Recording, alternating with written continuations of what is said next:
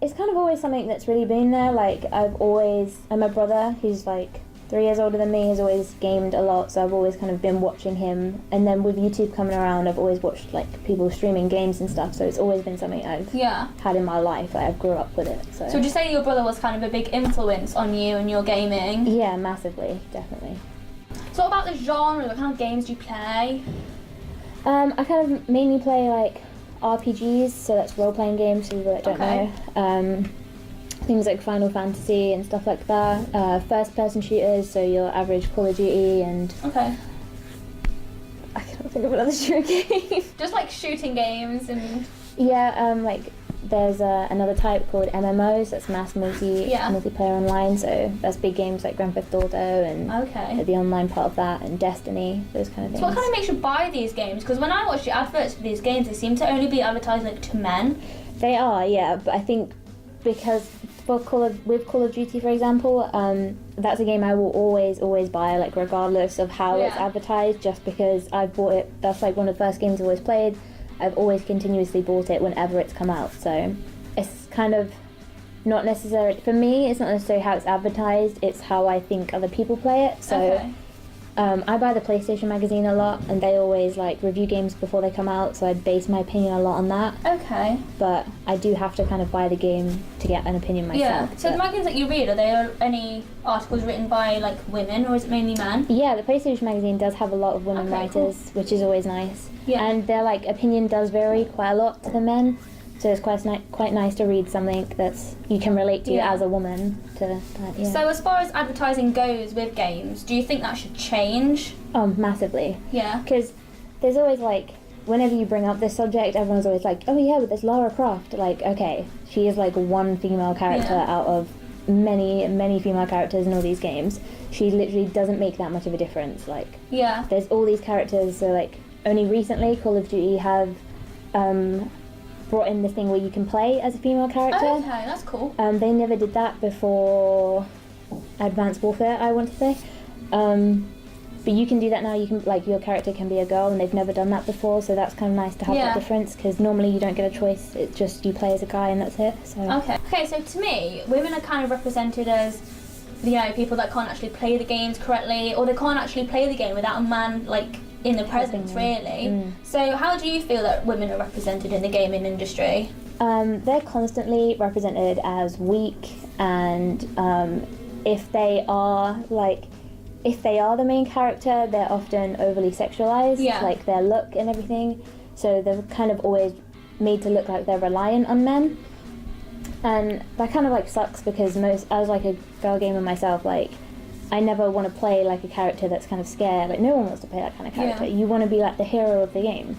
So to have it always represented as constantly being scared and weak, it's not good. It's not a good thing. So when you stream and things on the headsets, who's on the other side? Is it mainly men, mainly women?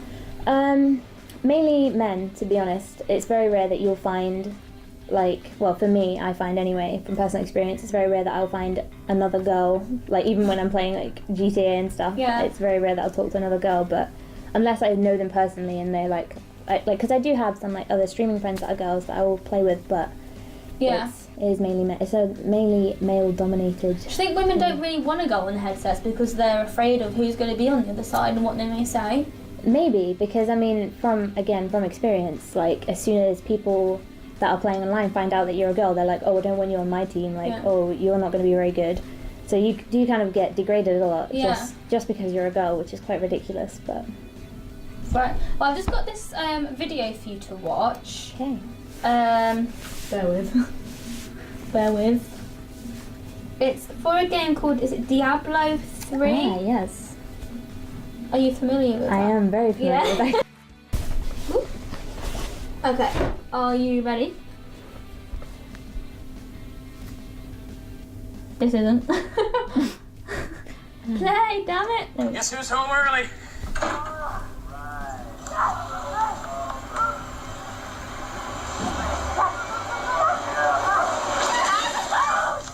Hey, hon. Sit down. We'll make it a foursome. September 3rd. Grab your friends and go to hell. Diablo 3, coming to Consoles September 3rd. Rated M for mature. I like Put my that. pants back on. So what are your thoughts on that? Because many people say that just shows that the game industry is changing, but it also shows a bit of discomfort because obviously the original gamer, which was the white male, is kind of uncomfortable with the fact that there are women coming in on the gaming. I like that a lot. I think that is like exactly how women are with it and exactly how men are with women in it. So the whole idea of them being completely involved, not even just playing the game, but full on like cosplaying from the game, like the whole part of that is really good. I don't know though, I do think it like shows the change because the guy's like really confused at first and he's, like you said, uncomfortable with the fact that like his girlfriend and stuff are playing the game that normally he would be at home playing. It's like roles are kind of reversed, so he comes home from like shopping, which is what originally like a female should be doing, and they're at home playing the game and like screaming about it. Yeah. So it's nice to see the role reversed. A surprising advert did that actually. Yeah. It was 2013 as well, so it wasn't even that recent. No. Yeah. So cosplay. You cosplay quite a bit, don't you? I do cosplay a lot, yes. And you're going to Comic-Con as well, aren't you? Indeed. What are you going as to Comic-Con? Are we allowed to know? Yeah, I do have like a big lineup because I'm kind of changing costumes throughout the day. Okay. They're all anime related though, none of them are gaming related, I'm afraid, but I am planning to cosplay from Rainbow Six Siege. That is a game. Okay. I don't really know what to say about it. It's just like a shooter game, kind of like CSGO, but yeah. So is there plenty of women dressed up as gaming characters as massively, well? Yeah. It's like Comic-Con shows a whole community that normal people, that's kind of offensive. Kind of shows a community that a lot of people don't know about. Yeah. So everyone always thinks that like cosplaying is is a very niche audience, but when you go there like that and you see the mass amount of people, like if you don't cosplay at Comic-Con, you are the odd one out. Yeah. Because that's what everyone does. Yeah.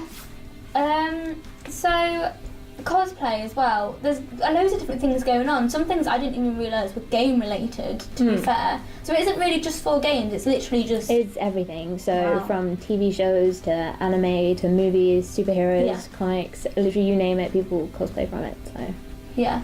Well, thank you very much for coming to talk about Thank you for interviewing me. Topic. I'm sure we'll see loads of pictures of you at Comic Con. I'll also put some on the blog because she's letting me take pictures of her too, aren't you? I am indeed.